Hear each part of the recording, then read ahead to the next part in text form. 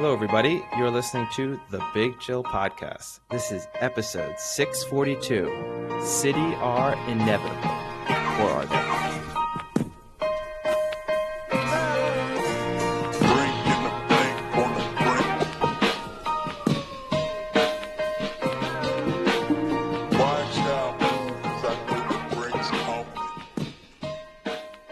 Hello, Big Chillians. Welcome back to the Big Chill Podcast. I'm Frank, joined as always with Eddie. Eddie, how's it going?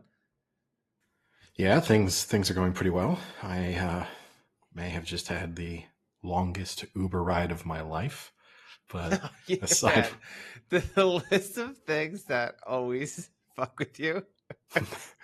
so Uber is up there. so I mean, I was taking an Uber from Gare Montparnasse, so a major train station in Paris, to where I live. It's normally probably a 25-minute Uber ride, especially middle of the day. I got into that Uber at 3:11. I arrived at my destination at 4:22. What happened? Just there was a protest, then traffic, and then an Uber driver who insisted on taking, like, every time he had to take a slightly different route, he diverted to what anyone who's lived in Paris would know are some of the busiest streets at the best of times. So definitely going to be extremely busy when there's blockages elsewhere. So it was a pretty frustrating. I mean, an hour and 10 minutes in a car, pretty much not. We were at one point not moving really at all, and so Uber sent me a message asking if everything was okay because the car had been. Have you been murdered? Because the car had been stationary for a significant enough period of time that it obviously had flagged some concerns on their end. Oh man, wow. First world problems, complaining about people protesting for human rights. I don't even know what they were protesting for. But yeah, they definitely got in my way. I'll give them that. If they were out there to disrupt people's lives, this is one person's life. It was definitely probably an American protest. Probably. But yeah, aside from that, how are you? Yeah, I'm doing all right. I took a nice relaxing Easter weekend, did nothing, because I really don't celebrate Easter. And neither do I. I got yelled at by my family because I did not call them and wish them Happy Easter. The Happy Easter thing, a lot of people really commit to the Happy Easter. I got several messages from people wishing me a Happy Easter who I know are not religious and who also know that I am not religious. And it's not like, I mean, Christmas or certain other holidays, I understand because there's a sort of a more festive spirit. Give a happy Christmas every year. Who cares? Yeah. But I was seeing my family for Easter, and it raised an interesting question that I wanted to pose to you. Obviously, neither of us have children. You are also an only child, so you don't have any nieces and nephews at the moment, but you do have a pretty extended family in terms of cousins, so you probably will have been through this dynamic as well. I was playing some sport with my nephew. At what age do you have to start at what age do you stop just letting the other person win? Well, if you're Tiger Woods' father, 6 months. Because it's an interesting one, right? Because I kind of can remember being a kid playing against either my dad or older people and wanting to feel like I was genuinely competing. And I didn't mind losing. Like, I hated losing, but I knew I expected to lose. So it's, you don't want to obviously. There's a difference. Are you asking, like, you are purposely, like, throwing the match and doing the fake fall over, like running to the pretty finish? Much, yeah. Or are you saying you're just giving like 50% effort? So at the moment, I would put it in the category of the having to deliberately throw the match. Like, losing takes effort.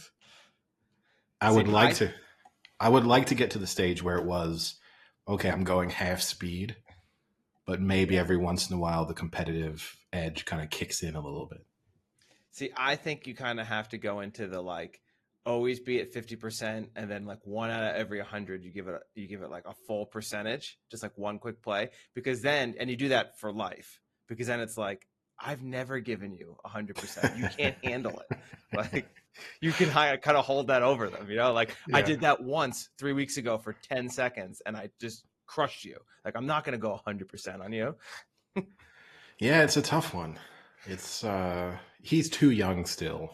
Yeah, Like he's way too young. he's 6. Like No, for you to think that you need to put in any amount of effort to beat him is pretty funny. no, no, no. It's not. It's not about whether or not I need to put in effort. It's at what stage do I care about winning? Because he's not that far away, right? When he's, put it this way, when he's 13, 14, then that's fair game at that point. That's on top of it. I'll be in my mid 40s, so that's there's a moment in time where he starts to get the edge. I don't know exactly at what age that's going to be, but it's not. It's going to come faster than I probably would like it to. And then similarly, like I can remember the day I beat my dad at a like one-on-one sporting contest and felt like I legitimately beat him. Like I can That remember the that. day your dad tore his Achilles, Broke his back. Broke his back. and he But still almost beat you. it was close. But no, it's a tough one. I think once you get like 10 plus, because I'm not saying at what age do I really start to compete with him. It's more, when do I stop caring about his feelings almost? Like right now, I know if I just beat him, he would be upset. But at what point do you say, this is competition and you're going to lose, and that's okay? Try and get better. I have an epic story for a mutual friend we have, Rich Whitmore, that I won't tell on the podcast, but Okay. I can tell after, and it involves not letting someone win. Okay. When that person was about 750-0 in arm wrestling competitions. Nice. And Rich didn't get the memo. Okay. All right. Well, the listeners will be disappointed to know that they don't get the payoff of that story, but I look forward to hearing the end of it. All right. Well, it was, I guess, a relatively busy weekend of sport over the Easter weekend. So where would you like to start? I know you have some issues to take up with me regarding at least one of those events, but you can decide where we kick things off. We can start with European football. So I actually was, I slept on the couch on Saturday, or Friday into Saturday, not for anything bad or anything, but, and then I was forced back into my room at like 6 a.m., 6:15 a.m. And that was right when Liverpool had kicked off. So couldn't really fall back asleep. So I got to watch 2 back-to-back matches. I got to watch Liverpool win comfortably and look decent after a rough first 30, maybe. They kind of then put it into control and won that match. And then I got to watch City, the team that I have to hear week after week Eddie talk about how they are substantially better than everyone else out there and that they're going to win the title and it's not even going to be close. He quotes his favorite Marvel movie, that City is inevitable and they're never going to lose and blah, blah, blah. And then I have to watch them put up a stinker performance time and time again when they play a big club. They have yet to beat a top 5 club this year, and they don't look spectacular to me. They look obviously the better team for sure. But there's a difference between being the better team and being a team that is a title winning, like hands down, this is the team that's going to win it team. And they didn't look like that. They looked like they were always in control, but they never looked like they were just going to say, yeah, we're the better team and we're going to make sure you know it. And this match is going to be over. And that was disappointing. I don't disagree with everything you said there. In fact, I probably agree with most of it. I was a little bit, I think overall, for a match that obviously was so hyped because of, what it meant for the title race, and with the 2 teams who have been so good over the course of this year going into it, it was a pretty disappointing affair. Like, it was pretty flat.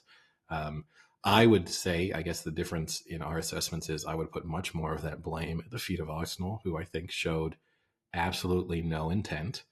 And I think that was shown by the fact that their goalkeeper, Gabriel Jesus, was booked in the 67th minute for time wasting in a 0-0 match. And then David Raya was also booked for time wasting.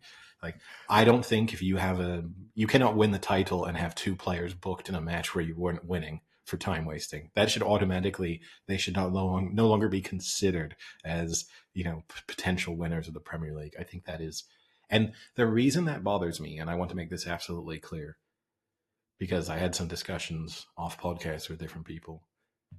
If Arsenal were a team who had been built on, being defensively solid, winning games 1-0, if that's the reason they were getting praised, like for our listeners, think back to the Chelsea teams under Jose Mourinho, teams that were hard to beat. They weren't going to necessarily, they played very good football at times, but that wasn't the thing that defined them. Then that type of performance wouldn't have bothered me. But this is an Arsenal team who most of the time we have to listen to be praised for their attacking ability, the free-flowing football, the style that Arteta has brought into the team, how many goals they score. And then now we're seeing in crucial matches that they just park the bus and show very little intent. And that bothers me. Quote. I was going to give a shout out to our Ted Lasso fans. Yeah. Who might not have fully understood what park the bus meant, but I would have said go back and watch that match if you want to see what parking the bus means for 95 minutes. Well, I think Jose Mourinho once, I think his quote was something like they weren't just going to park the bus, they were going to park a 747. I think that's what Arsenal did in that match. That was the type of performance you would have expected out of a team fighting relegation against Manchester City, and they would have picked up a point and you would have said, what a plucky performance. They really frustrated City. And instead, that's a team who some would consider to be the best in Europe. Like there are legitimately people who put them into that discussion. And that just, it is what it is. It was a valuable point. It's a better result for Arsenal than it was for City. But still, I lost respect for them in the process. I know what you're saying, but at the same time, I think there is a little bit of they knew coming in, like again, City are the better team. And I think they knew that coming in, and they kind of knew what City's attitude in that match was going to be, and they decided that's how they were going to play it. And maybe it's weak-minded for having that mindset of we're just going to sit back then and try and defend as best we can. But that's the tactic they went with, and it worked. For the most part, it worked. But I think City had one shot on goal, one shot on target. I mean, it wasn't that great of a performance from City. And what really bothered me is it was very clear early on that's what they were going to do. And what bothers me about City a lot of times is they kind of get caught in this, we'll just turn the tires for 40, 50, 60 minutes. And then when we really need to at the end, we'll rev it up and we'll just go and score. And a lot of times now that's not working for them. I've watched a few matches now where it doesn't work or they get extremely lucky and it ends up working. But for the most part, it's really frustrating to see them have that mentality where at least Arsenal's mentality was, we're going to park the bus. We're going to do it from the start of that whistle to the end of that whistle. And we're fucking dedicated to it. And I respect that more than City being like, we'll just play around here. We'll just keep passing back and try and look for an opening and not really try that hard. Like we won't press anything because at the end we think we can do it. And then they wait till the 67th minute and it's a little too late. I don't know. I think you're probably being too harsh on City. I'm probably being too harsh on Arsenal. Let me ask this though. How many times did they try and get it into Haaland in that first half? Well, Haaland was useless in that match.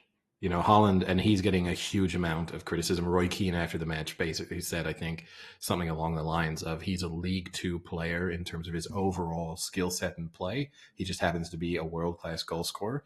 And at the moment, Haaland is getting a lot of criticism for a player who, left, right, and center was getting praise from every department 12 months ago. And it goes back to, look, you're going to bring in...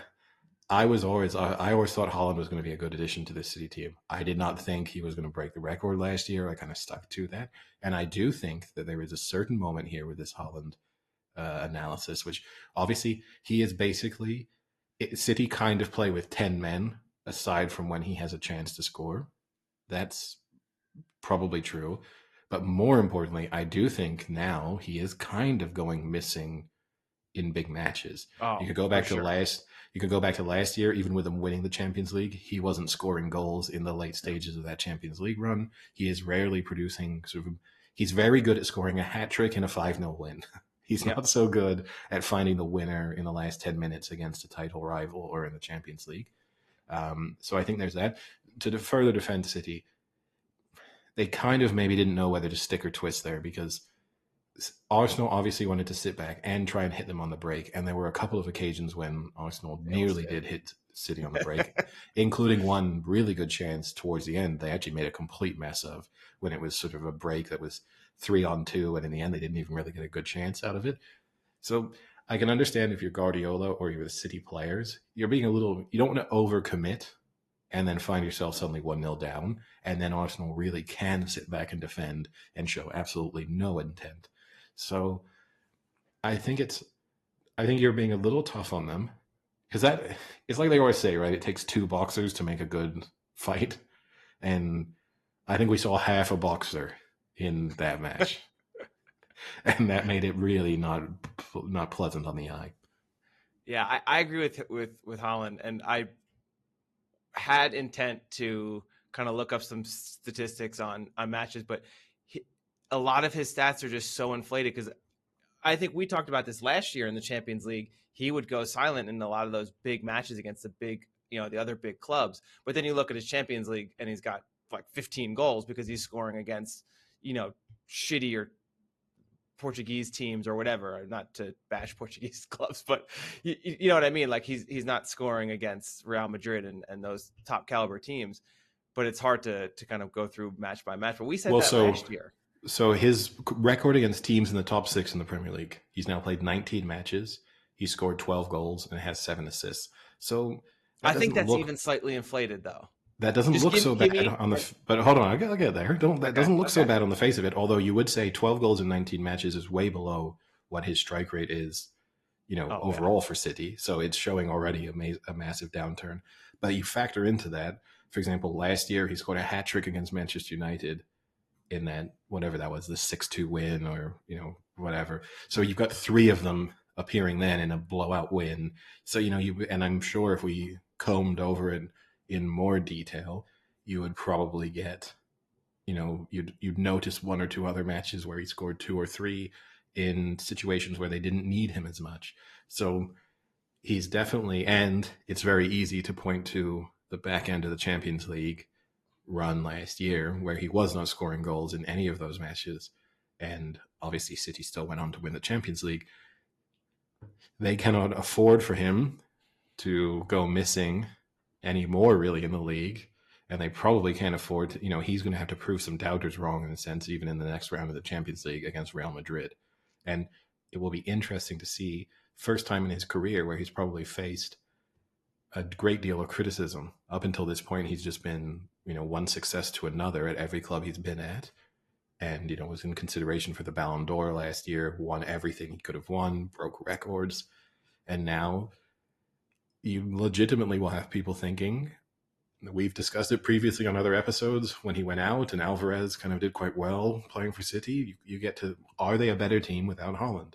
He scores a ton of goals, but are they fundamentally a better team? It's possible that they are, but I don't want to overreact to the fact that they drew with Arsenal. Like you can be a little bit too reactionary at times.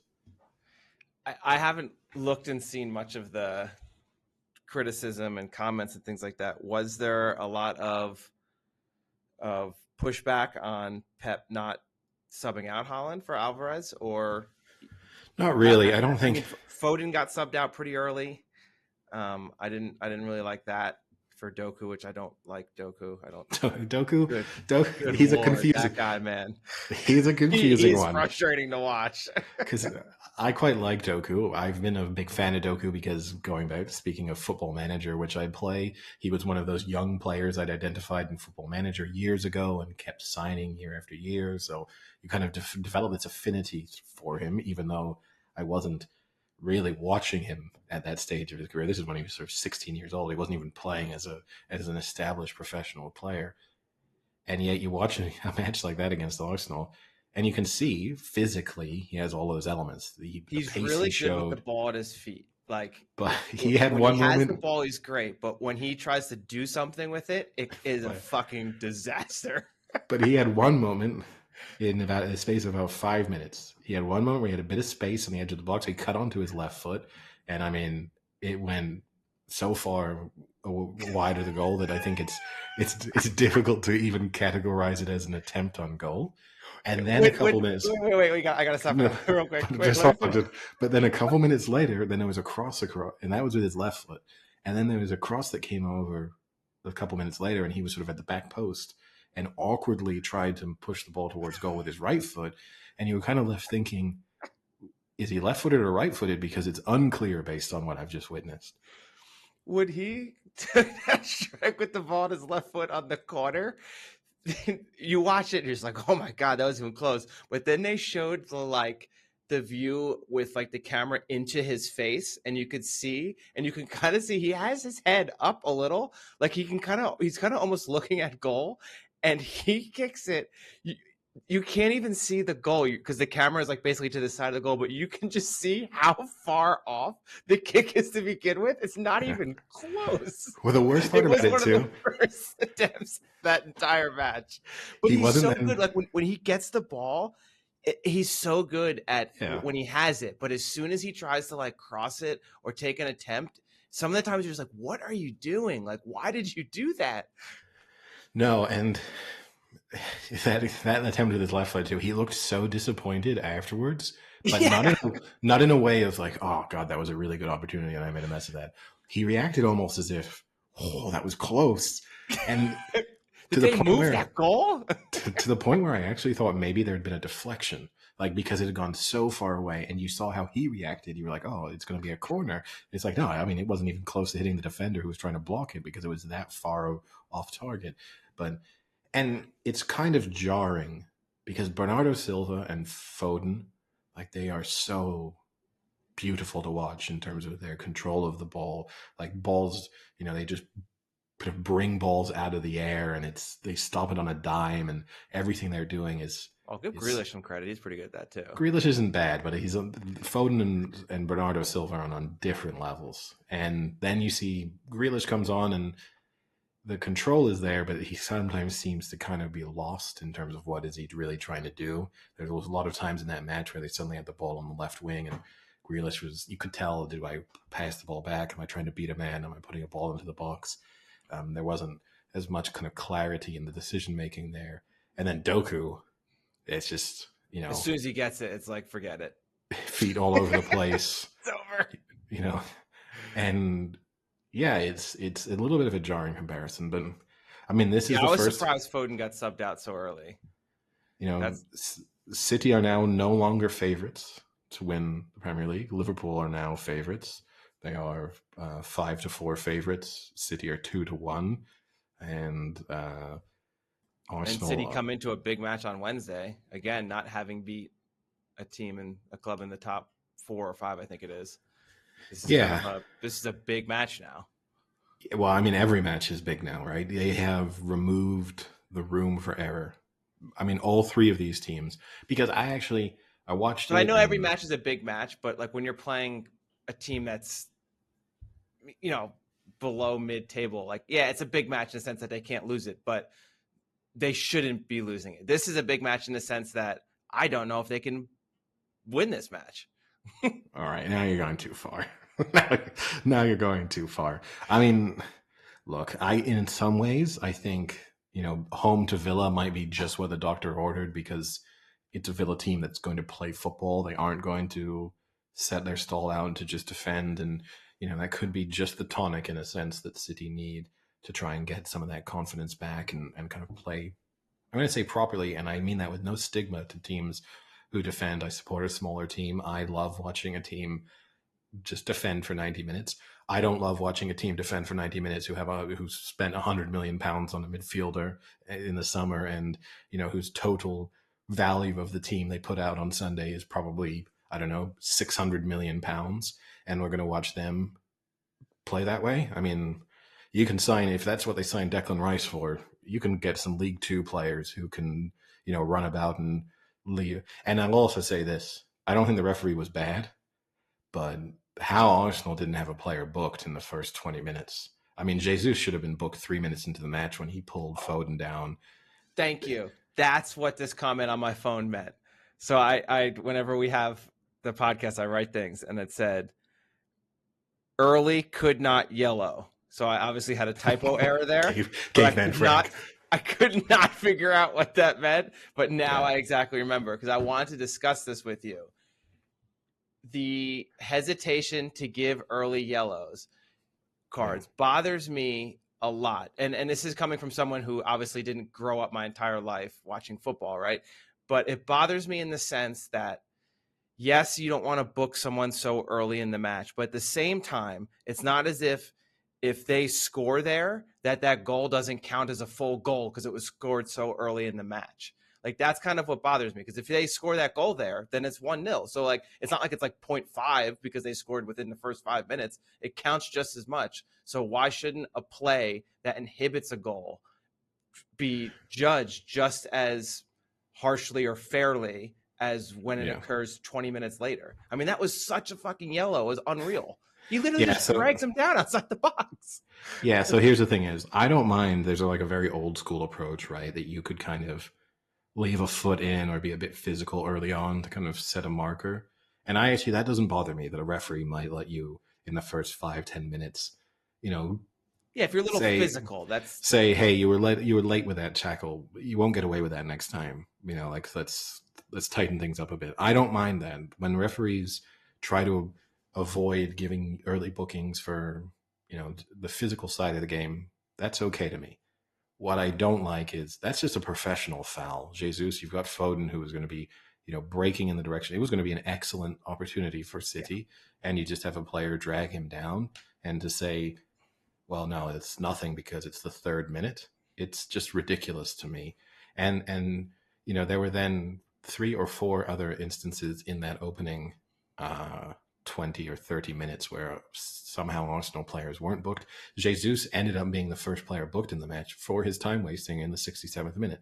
Now, we always hate the analysis that goes, well, if this happened, then this. But you can say if Jesus had been booked in that he would have been sent off for his time wasting. He probably doesn't do the time wasting. The other argument is Arteta has to make different substitutions. He then took Jesus off because obviously he didn't want to risk him on a yellow card, particularly if they were going to continue with these time wasting tactics. And he maybe, if Jesus is booked in the 3rd minute, he maybe has to make that decision at halftime or certainly before the 60th minute. So it does have implications for the rest of the match. And I hated that. I really hated that. No, I agree with you. I think being physical and not calling it early is one thing, but to stop a significant goal scoring opportunity, then you have to book it. Yeah, agreed. And it goes back. We have that discussion time and time again that the decisions you take in the last minute of the game should be the same you take in the middle, and to a certain extent, the decisions you take in the first minute of the game should then be the same in the middle. The context, the situation within the match is important to certain decisions that you make. And again, I don't want a player to be booked, 9 seconds into the match for being a little bit late on a tackle. I am okay with that. But yeah, the cynical nature of what Jesus did, it's inexcusable. And that one really bothered me. It's okay though, Eddie, because even though City ruined a lot of nice potential winnings for me, I did get it back because I crushed all the college basketball and Duke came out and just dominated NC State and won that to make it to the Final Four. So don't worry, I won everything back. Good news then. Should we just? So many of our listeners will be trying to pick up on whether or not that was sarcasm or genuine. But yes, a college basketball March Madness that continues to show signs of madness, I suppose. Yeah. We'd spoken last time or early on that it was kind of, for the most part, there weren't as many upsets as maybe there had been in previous years, and it was kind of going chalk. And yes, you had 7-8 upsets and stuff like that, but you weren't, the number 1 seeds were all making their way towards the Final Four and the championship game. And then all hell kind of broke loose, starting in a sense maybe with Arizona going out. And then from then on, just a number of teams. I think Houston may be a little bit unlucky. I think they would have beaten Duke had they not had their point guard, Sheed or whatever his name is, get injured early on in that game, I think. And maybe that has denied us a really, great matchup, potentially. Certainly Purdue-Houston would have been an interesting game. And then guaranteed probably a nice matchup in the championship game itself. But it feels like we're just now waiting for UConn and Purdue to play each other. But maybe because I think it's there. Purdue, I think, are 9.5-point favorites, and UConn are 11.5-point favorites. So those are pretty heavy by basketball standards. Those are pretty heavy. Going to the heavy Final favorites. Four teams. Yeah, for people who've paid huge amounts for those Final Four tickets, they must be thrilled. Yeah, the Arizona loss once again is disappointing. They continue to lose to shitty seeded teams in a game where they just completely lost the plot and were like 2 for 20 from 3-pointers and just insisted on throwing up more, which was really frustrating to watch, especially as everyone here was kind of packing the bars. We went to one bar. This was interesting. This was quite disappointing. We went to a bar that we normally go to that's a little off where like a lot of college students would go, but it's right by campus, but it's on like the other side of where like the college students go. And we got there and it was crowded, but not like crazy. And we went in and we said, hey, the woman said, oh, there's all this tables are taken. We said, that's fine. We just want to watch the game. We'll just order from the bar. And she's like, no, you have to have a seat. I'm like, what do you mean? She's like, we won't serve you unless you're sitting in a seat. And I was like, have you never had someone just stand like behind the bar before? Like, this is crazy. And was they it were for like, no, capacity purposes? I guess. I think it's more for the fact that it's a brick oven pizza place and they have like the brick oven out in the front. So maybe it becomes more of a capacity issue because they have like an open flame. I don't want people falling into the oven mid-game. You wouldn't fall into it, but I guess there's probably is some rule there that because like there's like an open flamed oven within the room that you have to limit it. So that was a disappointing. So we just went to another place down the road, but there was a lot of good atmosphere going and that was ruined. But yeah, I don't know if anyone's going to come close to beating UConn. I mean, I know I just jinxed them, but they are an absolute wagon right now. Like it is. When we went to that degenerate bar a few weeks ago and we're betting, I had taken, I forget who they're playing, some shit team like Wagner or someone. And I had taken UConn minus 26. That was the spread. And my buddy was like, you're going to take a team minus 26? And I was like, yeah, because UConn's like really good and this team is not. They ended up beating that team by like 46 or something like that. And they are just double-digit beating every team. They are looking really strong. And it's disappointing for me because I can still win my tournament bracket if Alabama wins it. And I have zero faith that Alabama is going to come out and beat UConn and then win the national championship. Yeah, I mean, so in my bracket, I need UConn to lose and then Purdue to end up winning the national championship. And again, I hold very little hope. What would be really interesting, though, Eddie, if that comes true, then you and I, one of us will be a winner going into the final, because if Purdue wins, you win. If Alabama wins, I win. I think actually with the way it plays out, I think I might win. If it's Alabama, Purdue, and Alabama, like if it's Alabama, Houston, I'm screwed. But if it's, I mean, not Houston, yeah, Alabama, NC State, I think I'm toast. But if it is Alabama, toast, Purdue, Mission Impossible, and Purdue still loses, I think I might win just because no one will have. I don't think anyone in my pool has Alabama winning the national championship. So having the kind of runner up at that stage will be more valuable than most. But yeah, it's been a slightly unpredictable Elite Eight onwards.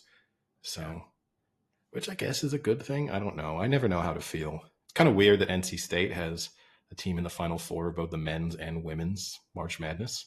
Did you know, Eddie? First time ever, there have been two teams in the Final Four from both in the men's and the women's. We're making history. The other being UConn. Yes. Who are a powerhouse in the women's game, so that's more a reflection on their men's team than it is. Yeah. Actually, but their men's team is traditionally pretty good too. Yeah, they've won a couple national championships in the past 15 years. But yeah, I remember back in the day they had that little chubby point guard. I can't remember his name now. He was really good for UConn when they won one of the national championships. Yeah. His He name will definitely wasn't running suicides after practice. his name will come to me after we've stopped talking about this topic.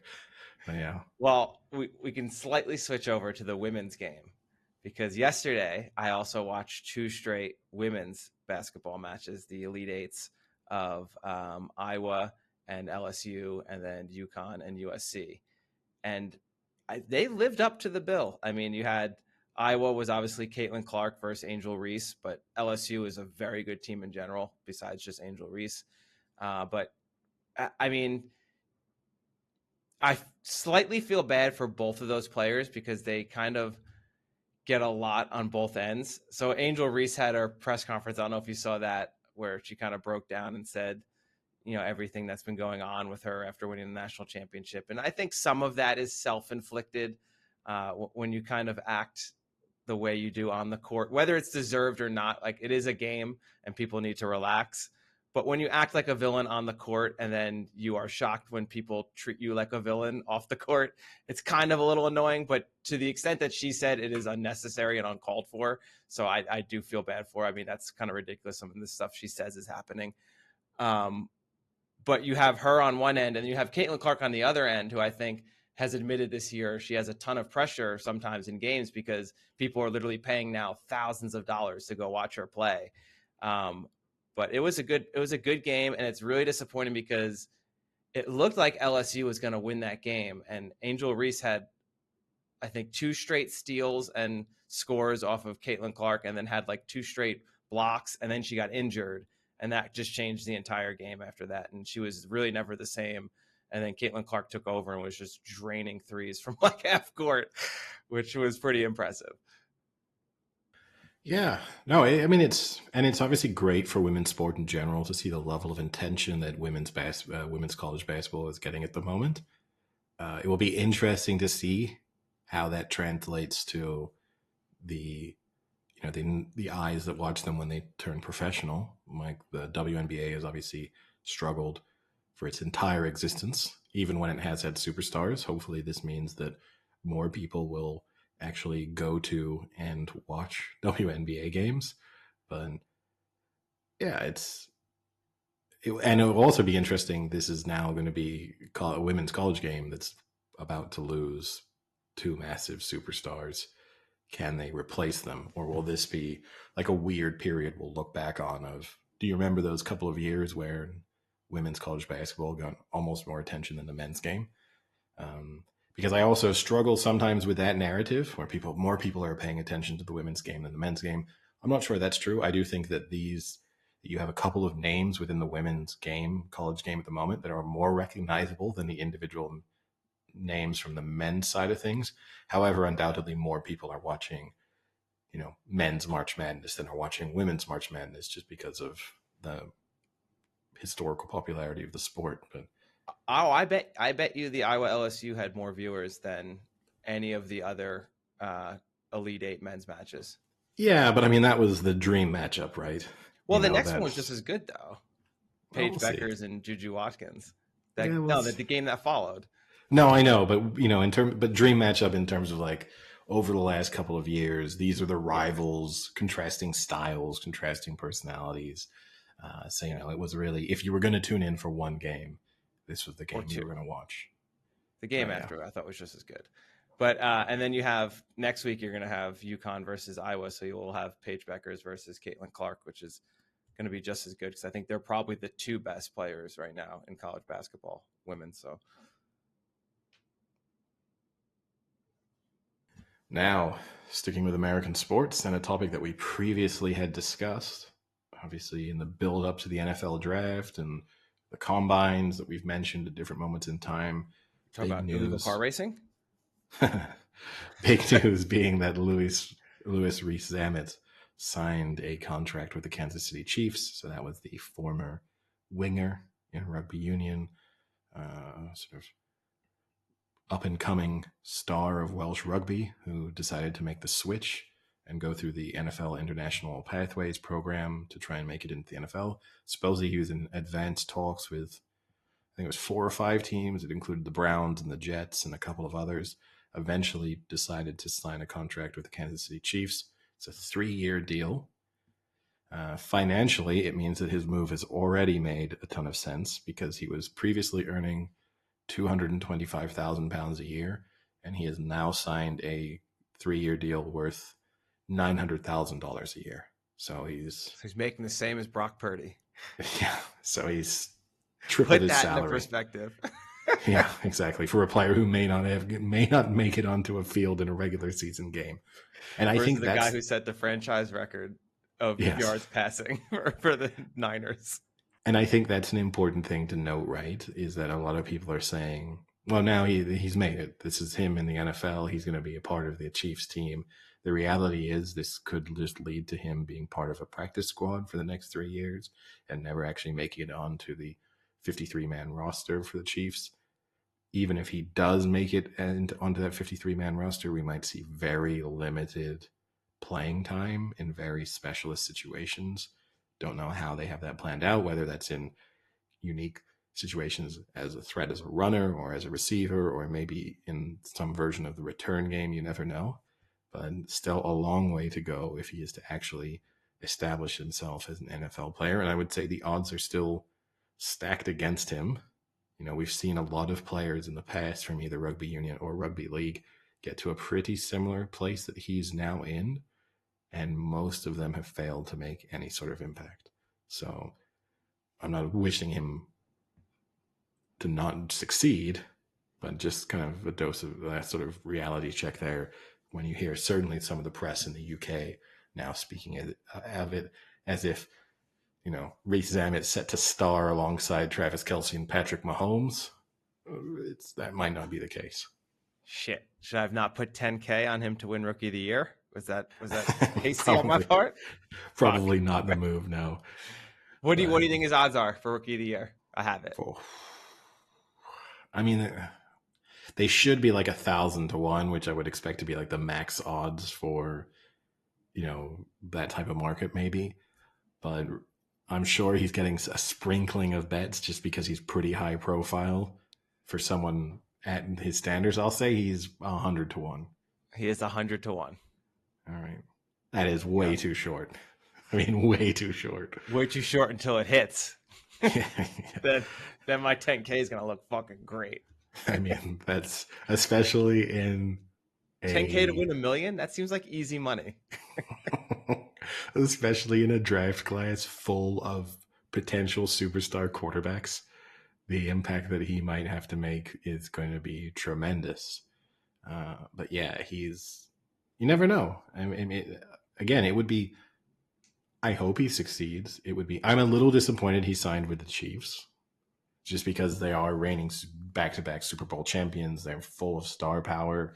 They kind of are already establishing themselves because of the Kelce Taylor Swift storyline. They are getting a lot of international attention and already attracting fans from different demographics and countries.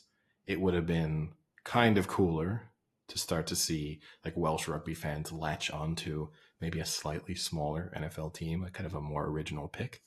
That would have been, I guess, my preference, but you can understand from his perspective why he would choose the Chiefs. I mean, it gives him a legitimate chance of winning a Super Bowl, which he probably wouldn't have had if he goes and signs for the Jets. So I get it. Yeah, I saw one of his videos. He was making one-handed catches, and then Kadarius Toney was the one handing the balls back to the players.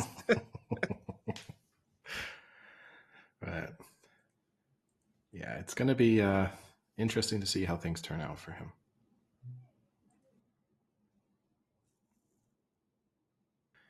All right. I mean, I guess we moved on from European football there. Maybe just worth making a slight mention of the fact that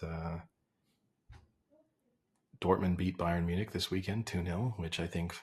Oh, speaking of no-show Haaland, pretty much ends. Let me talk to you about a no-show player that's really starting to piss me off.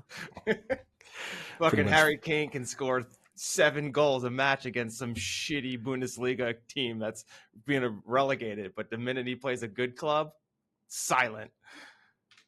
I think the blame lays at the feet of a lot more than just Harry Kane when it comes to Bayern Munich struggles this season. Well, and his curse, though. Are you putting that into perspective?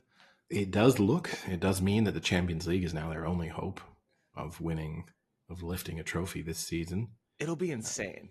That will So be an insane thing to think about if that happens.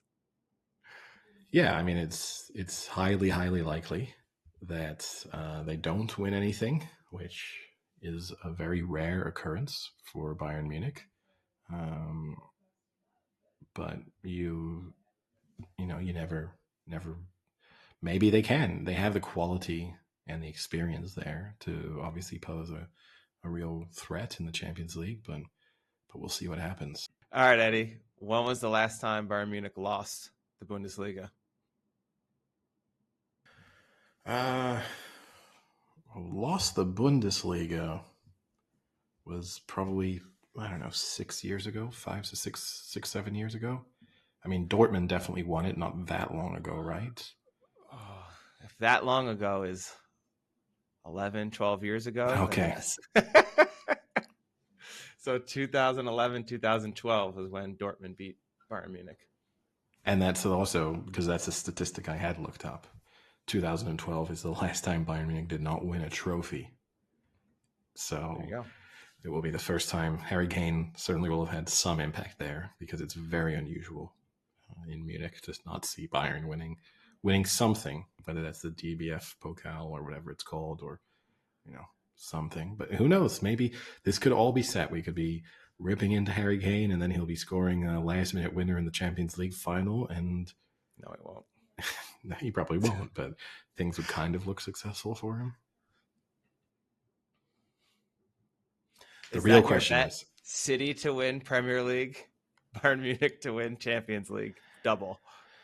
So I think City will win the Champions League. I have to admit that for the first time, not only this season, but the first time now in probably 5 years, I'm starting to have serious doubts that they will win the Premier League.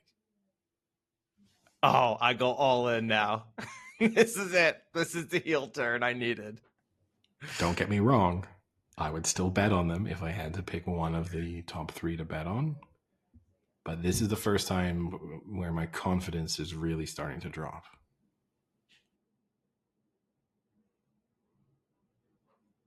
So you're saying you would prefer... Oh, wow. Bayern Munich. So if you did the City Premier League, Bayern Munich Champions League, that's 25-1. If you still stuck with City and did the City double, that's about 8-1, 7-1, 8-1.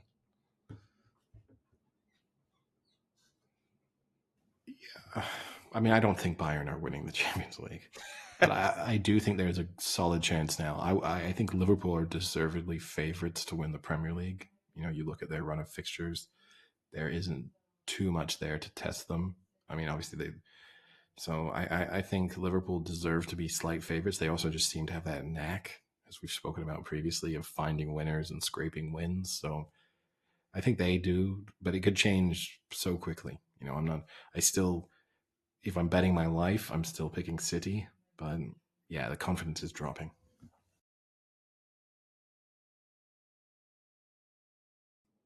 So do you have any sports-related topics left? Sports related? I don't think so. I think that's pretty much. I was pleased to see Blackburn finally win. John Eustace, their manager, get his first win since taking charge, because relegation was becoming a somewhat serious risk. I think this win, I'm not going to say it made them safe because there's still quite a few matches yet to be played, but I think they will stay on. 5 left? 6 left? Yeah, and they're 5 points clear, and they've got a goal difference advantage. So it would take teams really going on a very good run. But I feel a little bit better about things after the weekend. But no, aside from that, I don't think I have any other major sporting topics. On that same note, speaking of Wrexham, I mentioned before, they are currently sitting 3rd in League 2. So your prediction of, what was it? Good luck trying to keep moving up so quickly could turn out to be a false prediction. Well, yes, but I don't know if you also saw the news came out this week about how much money they're spending. Yeah. And this is where right now financial fair play rules are applying to them as of this year. And this is why it's going to be tricky. If they don't maintain the momentum of promotions, there is going to be a point at which they can no longer take that additional investment from owners. And that is going to make it very tricky to try and buy success in the way that they have. And I don't mean that negatively, but that's the thing. They need promotion this year. They need to keep moving up. They need to hit the championship, which is probably where they view it as kind of critical mass from a business model perspective. They need to hit the championship within the next 4 or 5 years. And getting stuck in League Two for even an extra season makes that less and less likely and harder to achieve. So, yeah, I think the next jump will be the really tough one.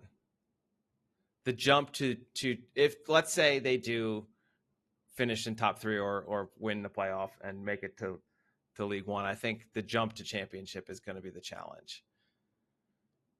Yeah, because obviously in League One, you're then dealing with teams that have come down from the championship who have a caliber of player that is a lot higher and have relatively big budgets that will blow even Wrexham's out of the water at times. So yeah, it's a tough step to take, but you never know. They could. I don't want them to not do well. I do think I think they're a little bit bad for football. And I think, the last few months have highlighted how dangerous it is for clubs to become reliant on investment from owners or just their owners as a whole in any way. But yeah, it's it doesn't. I won't lose sleep over it if they're promoted. But what if they're promoted and Blackburn are relegated? Well, I just watched Blackburn a few weeks ago. I watched Blackburn beat them 4-0 in the FA Cup. So if we get a chance to play Wrexham a few more times, I definitely won't lose sleep over that. Wow. Shots fired, Ryan Reynolds. Yeah, he's more than welcome to come on the podcast and discuss it.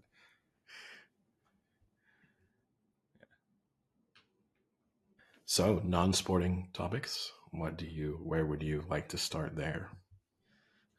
I don't have much. I watched a lot of sport this weekend. That pretty much took up most of my weekend. The only other show I'm really watching right now is The Gentleman, the Guy Ritchie show on Netflix. I'm on the last episode, so I've saved it for when I have some time to really watch it and focus in on a little bit. But it's a pretty good show. I kind of like. It's very old school, traditional Guy Ritchie versus more of his recent things. So I think people who really enjoyed movies like, Snatch and that type of caliber of movie will enjoy The Gentleman. It's like a little funky, like how he does, his movies and shows and stuff like that. So yeah, and a good performance by oh God, I can't think of his name now. The White Lotus season 2. I don't watch White Lotus, so I'm not gonna be able to help you there. Crap. But well, look, there's 2 TV shows we've obviously discussed on recent episodes. Shogun continues. There's a new episode about to come out this week. I'm pleased with myself. We have a mutual friend, Adrian, who attends the Ascot trip, and also a little bit of I mean this in a positive sense, a little bit of a nerd. Loves the kind of. We were having a conversation in a bar last week about Shogun, which he is also really enjoying, and everyone is. I raised this point. I said, I'm loving the show. The only thing that's bothered me a tiny little bit is the fact that they have this journal of this Englishman that they found. Negative. And you always got to find a negative. Seemingly, he's writing in Portuguese.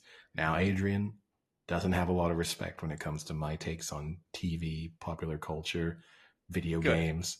This is the first time I think I saw in his eyes a little bit of oh, wow, that's a really good point. He literally said, I had not thought of that at all. And we had a little debrief about it. We both agreed it didn't matter. It's not such a big error that it either takes you out of it or ruins the show as a whole, but it's a valid point. Similarly, the other show that I think we've both enjoyed to a certain degree, Manhunt, I am still enjoying. However, the one thing that bothers it. Not only is it difficult to wrap my head around this, what's his title? Minister of War, or can't remember what his precise title is, of the effectively the main character in the show, Secretary of War. But the fact that he switches between Secretary of War and lead sort of CSI forensic investigator, I do have difficulties with that. But Patton Oswalt, as he seems to have more and more of a significant part in the show, I cannot see him as anything other than a comedic actor. Like, it immediately takes me out of the show to watch Patton Oswalt be dressed as if he's a character, like a member of the army from 1865. Like, I don't think. But he does it in real life. I know, but I don't think people like Patton Oswalt existed in 1865.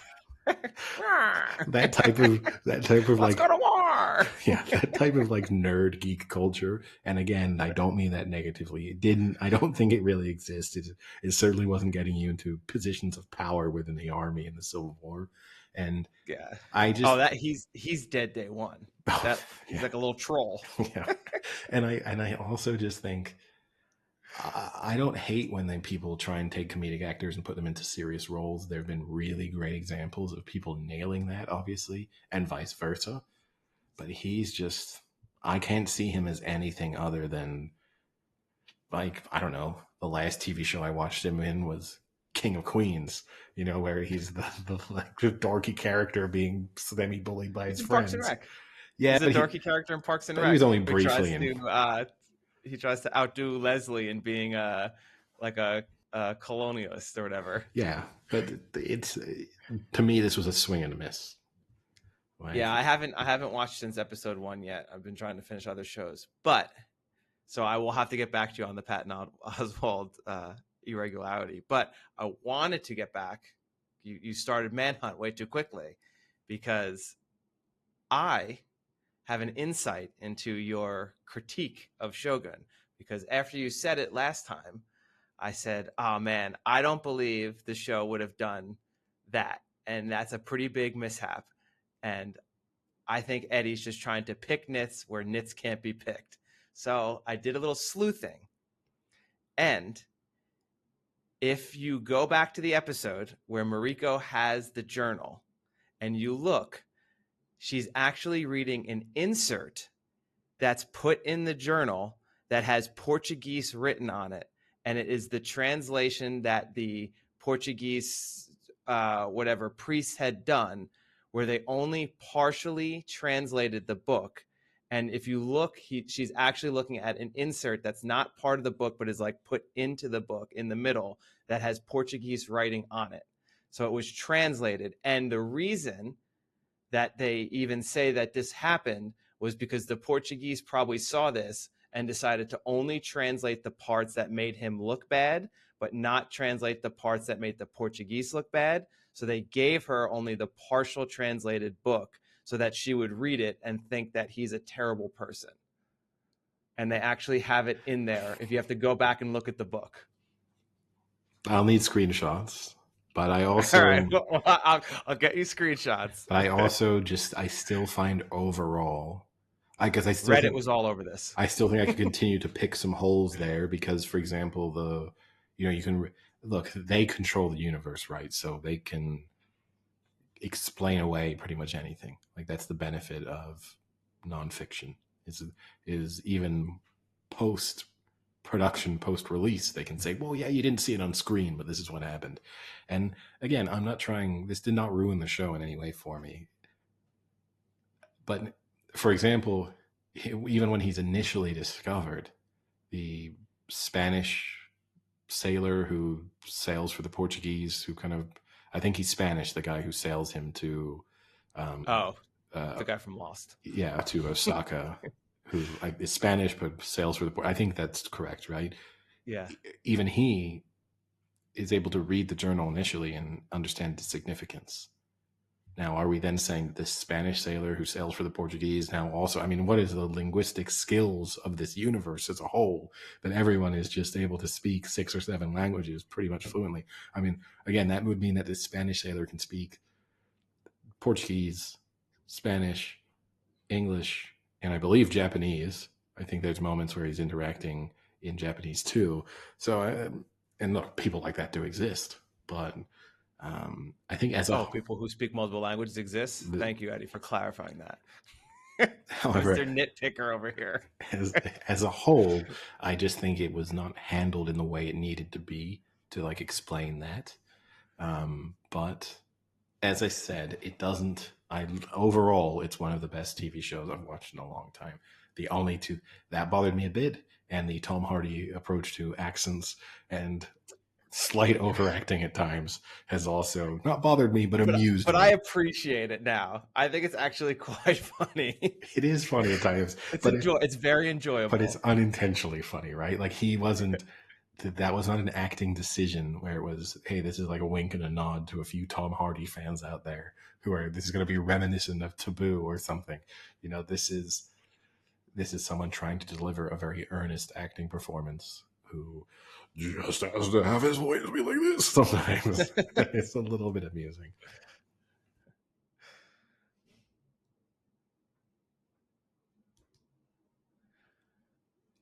The other thing I'll mention, not TV related, is I don't know if you noticed, but I have a cut underneath my eye. And while I would like to say that I received this in maybe a fight or a hockey game with like a stick or caught a puck in the eye, it's actually to date probably the most pathetic injury I've gotten in my life. And I was lying in bed and my alarm clock went off, and I grabbed my phone and held it over my head, and the phone slipped and fell, and the corner of my phone hit me precisely under the eye. And at first it genuinely hurt a good amount, and I was like, oh shit, I'm gonna have like a bruise under my eye and it's gonna look like I got into a fight. So then I went into the bathroom and I wiped my face off, and it was just blood streaming down my face. So I kind of understand now when boxers say it's very easy to pick up cuts around your eye, because even an iPhone with a cover on it dropped from 2 feet above your face can cut your eye open. They're heavier than they think. You think they are when you do have those, because obviously you just get so used to it. It's one of the things when you do drop it, or for either on you or the sound of the impact, you realize just how much heavier they are. Plus that weird phenomenon, right, that your phone when it's dead feels heavier than when it's charged. Oh, it felt pretty heavy. But well, but definitely the wimpiest injury I've gotten so far. Well, we can have that as a warning to listeners then, especially as many of them might be listening to us right now via their phone. Be careful while handling. Don't hold it over your head. Yeah. So unless you're wearing protective glasses, maybe. Yeah. Or that like face mask that the basketball players wear. Yeah. The old school glasses. Or the ones, you mean when they've broken their nose? Yeah, like the full mask they wear. Yeah, the woman on UConn had it the other day. Like the Zorro mask. Yeah, that one. All right. Anything else to mention? No, I think that's it. All right. Oh, actually, I'll just, as we leave, I will give one little piece of news that might be exciting 7 months, 8 months down the line, kind of to get you excited for Christmas. I know, Christmas, most people don't need to get any more excited than they are, but this year, starting on Christmas Day, there will be an NFL game on December 25th, December 26th, December 28th, December 29th, December 30th, and then the college football playoffs on the 31st and the 1st, the quarterfinals, because now they're doing the larger one. So you will have almost a week of straight football to be able to watch starting on Christmas Day. I do like that. Not including shitty bowl games. The only one I don't love, like it doesn't bother me that they play games on Christmas Day, but I have to admit that with other things that I usually have going on around like Christmas Day festivities, the Christmas Day games aren't my favorite. Like it's one of the days of the year where I don't feel like I have a need for additional entertainment. So I could on Christmas Day itself. Yeah. Because you also don't you genuinely kind of enjoy the escape because you put a game on, you don't have to talk to people. But you see, this is the thing, as someone who's always in Europe for Christmas, like those are night games. So That's true. it's not like the Thanksgiving, put the game on in the background. It's something to talk about. It's something to like go and watch while other things are going on. Like it becomes a nighttime activity, which, it's not taking you away from anything at that point. It's just kind of adding to, for me, it just makes my day even longer. So it's not my favorite. Like I don't hate them, but I could, I didn't mind them not existing. Boxing Day, that turned Boxing Day into an incredibly long day of sport for me, just because Yeah. obviously famous in the UK for football fixtures, horse racing. Horse racing. So that now turns it into like an 18-hour long day of sport I want to watch, which is a little bit tougher too. But overall, I mean, I like the games being spread out. But yeah, it doesn't maybe as excite me as much as it might excite some others. All right. Well, with that, I think we'll call it a day. Sounds good. All right. See you later. Cheerio. Talk to you later.